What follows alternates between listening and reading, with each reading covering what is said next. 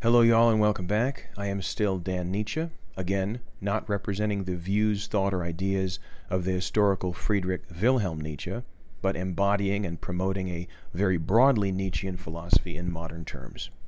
So the Nietzsche challenge that I presented in the last video, roughly, is to drop the dead weight in your life, which I represented as relationships, entertainment, and religion, and to reallocate that dead weight into pursuing your own greatness. So not chilling or downtime or me time or self-care, whatever that means, but into developing and pursuing your own potential and becoming truly great according to the vision that you yourself laid out. And if it's too much for you to completely cut those things, just cut down on them, right? Again, even 8 hours, 4 hours, 3 hours makes an enormous difference. You have the time. It's just a question of how you use it. Now, in this video, I want to entertain a few of the more common objections, all right? So the most common objection by far that I receive is relationships are so important to me. Someone says relationships are so important to me. I couldn't give them up for anything. And people will often say, well, look, in my description of my dream life, it centrally involved some relationships that I have, or ideal relationships that I want to have in the future. So I've got you. My dream life is relationships. I can't give those up for my dream. Okay, I think this is in some way valid, but I want to push you a little bit on this. So imagine your most important relationship, whoever that is, husband, wife, boyfriend, girlfriend, mom, dad, okay? And they're meeting with me right here in my office. This is where I am.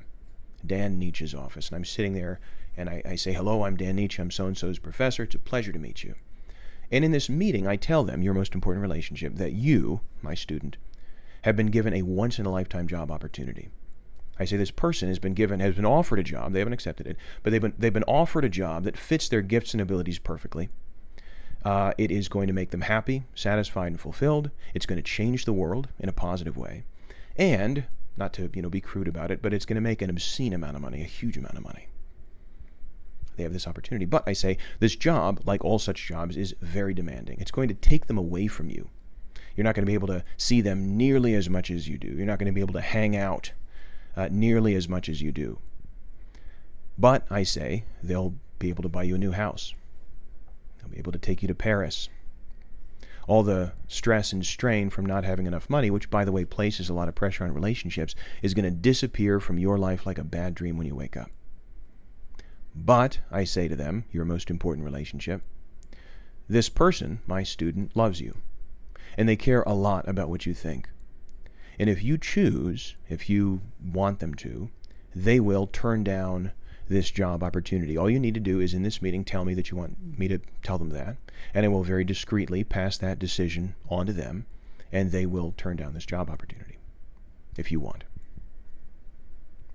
Now, do you really think that this person, this most important relationship that I'm having this meeting with in my office, if presented with that information, if given the power of making that choice, would voluntarily choose to have you turn down this job opportunity just so they could have you to themselves a little bit more?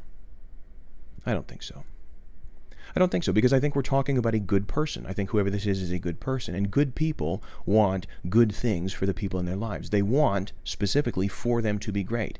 I guarantee you, they desire your greatness, not just because they're going to get money from it. I don't even think that's a factor, right? But they desire your greatness. They want to see you succeed and thrive and be somebody. You see, I agree that relationships are really important, but guess what? Your most important relationships, they're on my side. Objection 2. Another objection I hear a lot is this philosophy, this challenge is so selfish. It's all about me, developing my potential, my greatness, my legacy. It's so selfish.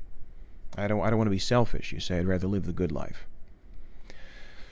Now, the relationship objection I get at some level, but I'll be honest, this objection I don't get really at all, okay? And I think it's pretty easy to disarm in a couple of different ways. So let's just kind of do a cartoon example here. Imagine that you're watching this video and suddenly everything goes black on your screen. What's going on, right? The internet's down. And so you go to kind of check your router and it seems fine. When you come back, your phone is gone, your computer is gone. They're both just gone. You think, whoa, what's happening? And then the lights go out. There's no lights, dark. You think, okay, this is strange, right? So you don't have phone or internet access, so you go outside to see what's going on. And your car is gone. In fact, all the cars are gone, and the roads are torn up. They're just dirt. What am I doing here?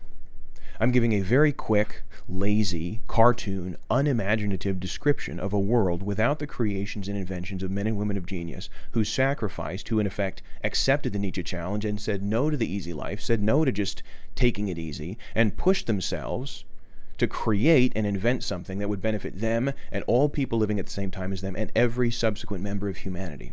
Anything that has ever made your life easier or better or good, anything that you've enjoyed, not just at a practical level, at a technological level, but at an aesthetic level, was created by somebody who said no to the desire to just take it easy, to just be entertained, and instead pushed themselves to create something of lasting value. You can say what you want about the Nietzsche life, this challenge life, right? That it's high or hard or not for you. But don't say that it's selfish. It's the epitome of selflessness, do you see? The life you're living now, entertaining yourself, hanging out, long dinners out with friends and family, that's the selfish life. This life is the epitome of selflessness, benefiting all subsequent humanity. Here's another way to kind of disarm that second objection. Supposing that some aliens come down to Earth, and they kind of scope out Earth from their spaceship. They're not landing, right? They're not freaking us out. They're just taking a look. And they make two determinations right away. First of all, Earth is beautiful. It's primo real estate. We got mountain ranges and coral reefs and jungles and waterfalls. Amazing. Second, humans are completely trashing it. We're destroying it. And so these aliens, who, by the way, happen to be running an alien version of one of those house flipper shows on HGTV, except they flip planets, they say, here's what we're going to do. We are going to eliminate the pests and spruce this place up and sell it for a big profit. Okay, it's going to make a great episode of this show that we're filming. So they decide to introduce into the atmosphere this colorless, odorless gas, which will instantly and painlessly kill everything with human DNA, leaving only the other flora and fauna alive. Then they'll clean up our bodies, clean up our mess, and they'll take a while, but they'll do it. They got tools. Spruce the planet up and sell it for an enormous profit. They say this is a great plan. But they say, look, we are humble planet flippers. We're not mass murderers, right? So let's do due diligence. Let's make sure that this species really is pestilential and worthless.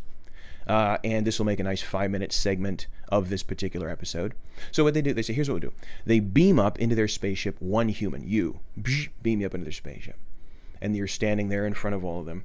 And they say, you have to give us examples of human beings who in their life, work, and accomplishments give us reason not to kill all of you. You got 5 minutes. Go.